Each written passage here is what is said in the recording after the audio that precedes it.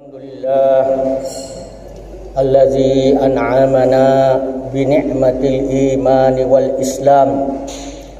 Ashhadu an la ilaha illallah wa ashhadu anna muhammadar rasulullah. Wassalatu wassalamu ala asyrafil anbiya'i wal mursalin wa ala alihi wa sahbihi ajma'in. Amma ba'd, fa ya ibadallah, usikum wa iyaya bitaqwallah, faqad fazal muttaqun. Hadirin kaum muslimin jamaah Jum'ah rahimakumullah. Pertama-tama marilah kita senantiasa bersyukur kepada Allah Subhanahu wa taala atas nikmat yang dikaruniakan kepada kita, berupa nikmat kesehatan, nikmat kekuatan, nikmat kesempatan, terlebih lagi nikmat iman dan Islam. Karena dengan nikmat-nikmat tersebut kita dapat melaksanakan perintah Allah Subhanahu wa taala dan juga menjauhi larangan-larangannya. Antara lain dengan menghadiri masjid yang penuh mubarak ini guna melaksanakan kewajiban kita kepada Allah Subhanahu wa taala, yaitu salat Jumat secara berjamaah, dengan meninggalkan segala aktivitas keduniaan kita guna meraih ridha Allah Subhanahu wa taala semata-mata. Kemudian yang kedua, salam dan salawat tak lupa kita curahkan kepada Nabi kita Muhammad sallallahu alaihi wasallam beserta seluruh keluarga dan sahabatnya serta para pengikutnya yang setia, sebagai rahmatan lil alamin, juga sebagai basyiran wa nadhiran, dan juga sebagai uswatun hasanah. Hadirin kaum muslimin jamaah Jum'ah rahimakumullah. Pada kesempatan Jumat ini saya akan mengemukakan satu hadis Nabi SAW yang diriwayatkan oleh Ibnu Hajar. Beliau bersabda, sayati ala ummati zamanun yuhibbunal khamsah wa yansawnal khamsah. Akan datang suatu masa di mana umatku akan mencintai 5 perkara dan melupakan 5 perkara. Yang pertama, yuhibbunad dunya wa yansawnal akhirah. Mereka mencintai dunia dan melupakan akhirat. Yang kedua, yuhibbunal mauta, yuhibbunal hayata wa yansawnal mauta. Mereka mencintai kehidupan dan melupakan kematian. Yang ketiga, yuhibbunal qusura wa yansawnal kubura.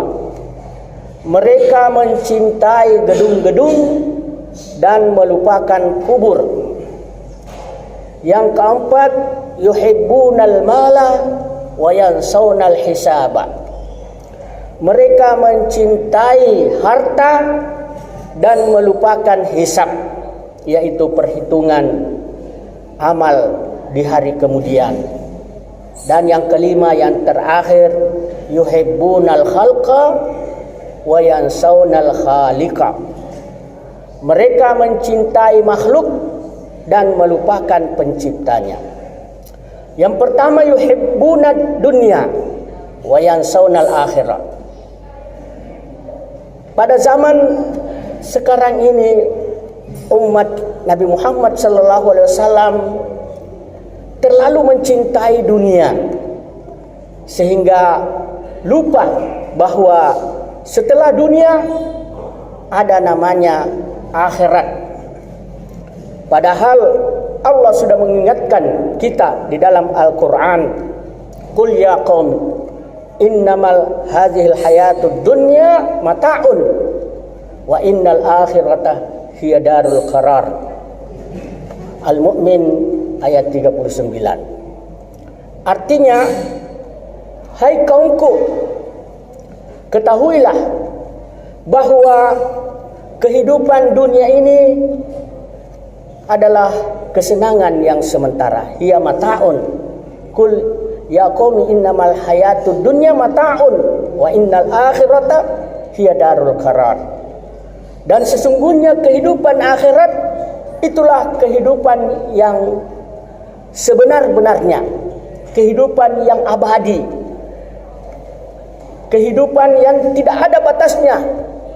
Maka jangan kita lalai dari kesenangan kepada dunia lalu lupa kepada kehidupan akhirat. Padahal kehidupan akhirat itu kalau mau dibandingkan dengan dunia itu, kehidupan dunia kalau mau dibandingkan dengan akhirat tidak ada apa-apanya. Karena Rasulullah pernah mencontohkan ketika mencelupkan jarinya di pinggir laut lalu dia angkat, maka yang ada di jarinya itulah dunia yang diperebutkan oleh miliaran manusia, sementara sisanya itulah akhirat. Kalau seandainya manusia yang paling menderita di dunia ini dicelupkan sedetik, sesaat di surga, maka dia tidak akan rasakan itu deritanya dunia. Dia akan lupakan sama sekali. Begitu juga orang yang terlalu senang di dunia, ketika dicelupkan di neraka walaupun sesaat saja, dia akan lupakan itu kesenangan, tidak ada rasanya sama sekali. Maka kita jangan dilalaikan oleh kehidupan dunia ini yang hanya sementara, lalu kita lupakan yang namanya akhirat. Wal akhiratu khairu wa abqa. Dan akhirat itu lebih baik dan lebih kekal. Wal akhiratu khairul laka minal ula. Dan kehidupan akhirat itu jauh lebih baik daripada kehidupan dunia. Dan yang kedua, yuhibbunal hayata wa yansawnal mauta. Pada masa sekarang ini banyak orang yang melupakan kematian karena terlalu cinta kepada kehidupan dunia, kepada kesenangan hidup di dunia. Makanya kita perlu tahu bahwa suatu waktu kita akan meninggalkan yang namanya kehidupan ini, lalu kita akan mati dan kita tidak akan bisa lari daripadanya. Dalam Al-Quran telah dinyatakan oleh Allah, likulli ummatin ajalun fa iza jaa ajaluhum la yastakhiruna sa'atan wa la yastaqdimun. Artinya setiap umat itu sudah ditentukan ajalnya, maka apabila telah tiba ajalnya, maka mereka tidak akan dapat memajukan atau menunda walaupun itu sesaat. Makanya Nabi sallallahu alaihi wasallam mengatakan kepada kita, aksiru zikral maut fa inna zikrahu yusallika mimma siwahu. Perbanyaklah mengingat kematian, karena dengan banyak mengingat kematian itu dapat menghindarkan kamu dari sesuatu selainnya. Maka itu kita harus berhati-hati dalam hidup di dunia ini, karena ada namanya kematian. Likulli mautin babun wa kullu insanin dakhiluhu. Ya. Al-mautu kata Rasulullah itu babun, adalah pintu. Dan wa kullu insanin dakhiluhu, dan setiap manusia itu pasti akan masuk ke dalamnya. Yang ketiga, yuhibbunal kusura wa yansawnal kubura.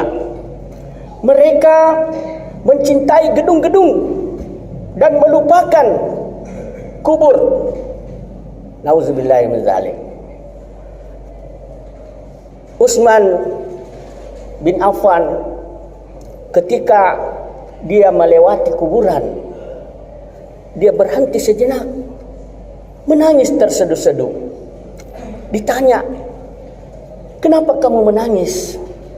Beliau menjawab, "Saya ingat Rasulullah sallallahu alaihi wasallam mengatakan kuburan ini adalah awal dari akhirat. Maka barang siapa yang selamat di dalam kubur ini, maka selamatlah untuk seterusnya." Karena itu kita harus selalu mengingat kuburan dan kita harus mau menjenguk yang namanya kuburan. Karena ada 3 yang patut kita kunjungi, yaitu pertama rumah sakit, yang kedua penjara, dan yang ketiga kuburan. Kemudian yang keempat, kata Rasulullah, yuhibbunal mala wa yansawnal hisaba. Mereka mencintai harta dan melupakan hisab, yaitu perhitungan pada hari kemudian berupa amal, apakah itu amal baik atau amal buruk. Karena disitulah kita akan ditentukan nasib kita, apakah surga atau neraka. Di dalam Al-Quran dikatakan, fa amma man utiya kitabahu biyaminihi fasawfa yuhasabu hisaban yasira wa yanqalibu ila ahlihi masrura. Barang siapa yang diberi kitabnya dari sebelah kanannya, maka akan dimudahkan hitungannya dan dia akan kembali kepada kaumnya dengan gembira. Wa amma man utiya kitabahu wara'a zahri fasawfa yad'u subura wa yasla sa'ira. Adapun orang yang diberikan kitabnya dari belakangnya, maka dia akan berteriak, "Celaka aku!" Dan mereka akan dimasukkan ke dalam api neraka yang bernyala-nyala. Na'udzubillahi min dzalik. Maka itu mari kita bermuhasabah sebelum kematian menjemput kita, sebagaimana Umar bin Khattab mengatakan, hasibu anfusakum qabla an tuhasabu. Hitunglah amalmu sebelum amalmu dihitung di hari kemudian. Karena kalau di dunia kita masih sempat menghitung amal kita, tetapi kalau sudah di akhirat itu tidak ada kesempatan lagi untuk menghitungnya. Dan yang terakhir, kata Rasulullah, yuhibbunal khalqa wa yansawnal khaliqa. Mereka mencintai makhluk dan melupakan penciptanya. Mencintai Allah itu tidak cukup dengan hanya merasakan dengan hati atau dengan hanya mengucapkan dengan lidah, tetapi harus dibuktikan dengan ketaatan kepada Allah Subhanahu wa taala. Sebagaimana firman Allah dalam Al-Qur'an, "Qul in kuntum tuhibbunallaha fattabi'uni yuhibbukumullah." Katakan, jikalau kamu mencintai Allah, maka ikutilah aku, niscaya Allah akan mencintaimu. Jadi bukti kecintaan kita kepada Allah yaitu ketaatan.